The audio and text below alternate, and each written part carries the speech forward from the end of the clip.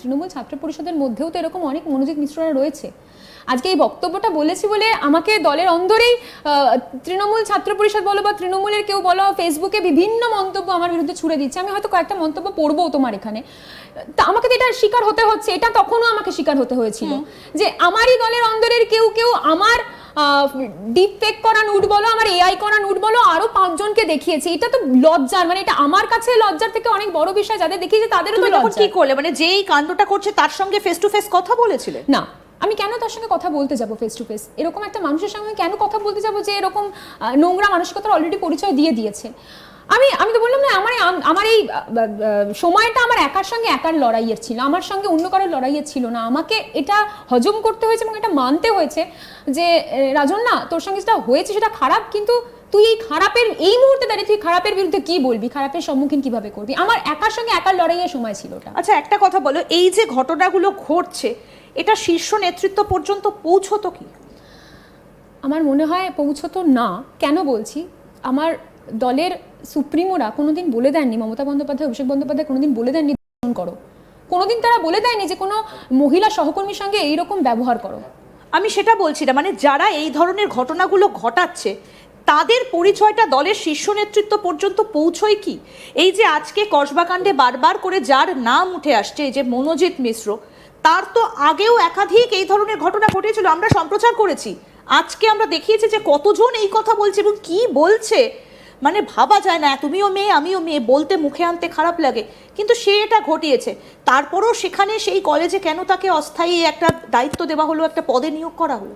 সেটা তো খুব দুর্ভাগ্যের বিষয়। আজকে এই প্রসঙ্গটা যে বলতে হচ্ছে যে আমার কলেজে আমার প্রাক্তনী দাদা, সে আমাকে করছে, এই যে শব্দটা, এই যে বাক্যটা বলতে হচ্ছে একটা মেয়েকে, এটা তো সবথেকে আমাদের এই মুহূর্তে দাঁড়িয়ে কলেজ রাজনীতির জন্য সবথেকে লজ্জার বিষয়। একটা মেয়েকে তো তুমিও জানো যে প্রতিদিন বাসে, ট্রেনে, ট্রামে বিভিন্ন রকমের হ্যারাস হতেই হয়। সেই জায়গায় দাঁড়িয়ে সে তার সেকেন্ড হোমেও সেফ ফিল করছে না। কলেজ ইউনিভার্সিটি তার সেকেন্ড হোম। সে বাড়ি থেকে নিরাপত্তায় বেরোচ্ছে, নিরাপদভাবে বেরিয়ে কলেজে যখন আসছে, সে যেই দাদার সঙ্গে বসে দুপুরে আড্ডা মারছে, তার মাথায় এটা থাকছেই না যে সন্ধ্যেবেলায় সেই দাদা তাকে করতে পারে। এটা তো একটা ভয়ঙ্কর, এটা একটা বিভীষিকা আমাদের জন্য, আমাদের প্রত্যেকের জন্য, আগামী দিনে যারা ছাত্র রাজনীতি করবে তাদের জন্য। ঠিক। এই যে রাজন্না, তোমার সঙ্গে যে ঘটনাটা ঘটেছিল, কজন জড়িয়েছিল এর মধ্যে? দেখো, আমার যতদূর মনে হয় বেশ কয়েকজন জড়িয়েছিল, বেশ কয়েকজন, একজন দুজন না, বেশ কয়েকজনই জড়িয়েছিল। এটা কবে, মানে তুমি তখন কোন কলেজে পড়তে? যদি তখন আমি কোনো কলেজ ইউনিভার্সিটিতে পড়তাম না, তখন সাসপেনশনের আগের মুহূর্তের কথা বলছি। তখন আমার একটা কি বলবো, মানে বলতেও খারাপ লাগে, আমার একটা রাজনৈতিক উত্থান বা একটা মসৃণ পথ চলছিল। মানে তুমি যাদবপুরে ছিলে তো? যাদবপুর থেকে পাস আউট তখন আমি। হ্যাঁ, মানে যাদবপুরে পাস আউট হয়ে যাবার পর এই ঘটনা? পরে। এটা কতদিন আগের ঘটনা? কোন ইয়ার? মানে 2024। মানে তখনও এই ঘটনাগুলো ঘটছে? তোমার চোখের সামনে এরকম আরো ঘটনা নিশ্চয়ই তুমি দেখেছো, অন্য কারোর সঙ্গে হয়েছে? না, আমি আমার চোখের সামনে দেখিনি। কেন বলছি? আমি আমার চোখের সামনে দেখলে হয়তো প্রতিবাদ করতাম। আজকে আমি যে প্রতিবাদটা করছি, অনেকেই বলতে পারে ফুটেজ খাওয়ার জন্য করছি। একদমই নয়। আমি আমার ভুলের জায়গাটা, আমার নিজের ঘরের ভুলকে ভুল বলতে হবে, নইলে বাকি লোক এসে আঙুল তুলবে, বিরোধীরা এসে একটা গোল দিয়ে পাউতে চলে গেল। এটা আমার ভুলকে ভুল বলতে, আমি সেটা তখনও করেছি। আমি তোমরা খুব ভালো করে জানো, যাদবপুর বিশ্ববিদ্যালয়ে সেই আন্দোলনের সময় আমরা করেছি প্রতিবাদ, আরজি করের সময়ও করেছি, আজকে দাঁড়িয়েও করছি। আমার সামনে যদি সত্যি অন্য কোনো বোনের সঙ্গে, অন্য কোনো মেয়ের সঙ্গে, দিদির সঙ্গে, যা পুরুষের সঙ্গেও যদি ঘটতো, তাহলেই প্রতিবাদটা নিশ্চয়ই থাকতো। আমি তোমাকে সেই জন্য বলছি, আমার সামনে আমি এই মনোভাব কারোর আর একজনের প্রতি সত্যি দেখিনি। দেখলে হয়তো আমি এই প্রতিবাদ করতাম। একটা বক্তব্য এই ঘটনাটা ঘটার পর থেকে গত দুদিন ধরে ভীষণভাবে প্রাসঙ্গিক, সেটা হচ্ছে দিলীপ ঘোষ, বিজেপি নেতা। তিনি বলেছেন যে তৃণমূলটা পুরো বেশ্যাদের একটা জায়গা হয়ে গেছে, বেশ্যালয়ে পরিণত হয়েছে, কোট আনকোট। দিলীপ ঘোষ এই কথাটা বলেছেন। তুমি কি এটাকে সাপোর্ট করো? মানে আমার এই প্রসঙ্গে বলতেও খারাপ লাগছে যে রাজনীতির মান কোথায় এসে দাঁড়িয়েছে, বিশ্বাস করো। মানে সত্যি খারাপ লাগছে যে আজকে আমি আমার বাবা দাদুদের মুখে এই শব্দ শুনিনি, রাজনীতিকে নিয়ে এই শব্দ শুনিনি। আমি বাবা দাদুদের মুখে এটাও শুনি যে রাজনীতিতে ওকে এই কথাটা, মানে কি বলবো, মানে বলার ভাষা পাচ্ছি না। আমি এই যে শব্দটা তুমি বললে, আজকে কোথাও না কোথাও গিয়ে আমরা তাদেরকেও ছোট করছি। বেশ, তুমি বললে না যে বেশ কিছু কমেন্ট এসেছে, যে তোমাকে কি বলা হয়েছে, সেই কমেন্টগুলো যদি একটু শোনাও পড়ে যে কি বলা হয়েছে তার জন্য? আমি অবশ্যই শোনাচ্ছি, এবং আমি এটা বলেই শোনাচ্ছি যে এটা তো প্রথম না, এর আগেও এমন অনেক আমি পরিস্থিতি দেখেছি 21শে জুলাইয়ের পর, যেখানে কিছু না কিছু ঘটনা নিয়ে বা কিছু না কিছু মন্তব্য নিয়ে, আমার কোনো ধর্মকেন্দ্রিক মন্তব্য নিয়ে আমার বাড়িতে আমার মা দেওয়া হয়েছে। একটা ধর্মকেন্দ্রিক মন্তব্য যেটা আমি করেছিলাম, মানে আমি হয়তো এখন সেটা বলছি না, সেটা নিয়ে আরও অনেক বিভিন্ন রকমের বিষয় তৈরি হবে।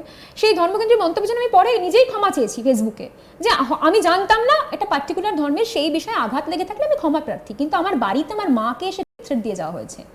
মানে এইরকম সমাজে কিন্তু আমরা এখনো বসবাস করছি, এবং এটা তো আমি বলতে পারি না যেটা তৃণমূল কংগ্রেস করেছে, এটা আমি বলতে পারি? এটা আমি কি করে বলবো তৃণমূল কংগ্রেস করেছে? এটা তো পার্টিকুলার একটা ব্যক্তি করেছে বা একাধিক ব্যক্তি করেছে। আমি এইটাই বোঝানোর চেষ্টা করছি যে আজকে তৃণমূল কংগ্রেসের লালসার শিকার আমি যতটা না, তার থেকে অনেক বেশি মানসিকভাবে মানুষের কাছে মানবিকভাবে লালসার শিকার, মানবিক লালসার শিকার আমি অনেক বেশি।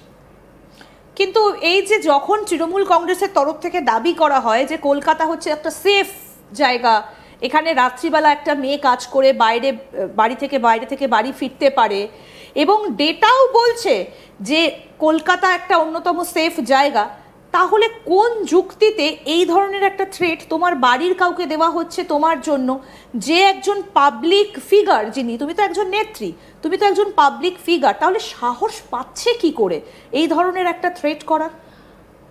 আমি এটা এখনো বিশ্বাস করি, হয়তো এটা আমার মতবিরোধ বলতে পারো, আমি এখনো বিশ্বাস করি ভীষণভাবে যে কলকাতা মহিলাদের জন্য নিরাপদ জায়গা। আমি নিজে 2টো নাগাদ রাত্রির বেলা বাড়িতে ফিরি, আমার কোনোদিন কিন্তু এরকম সমস্যার সম্মুখীন হতে হয়নি।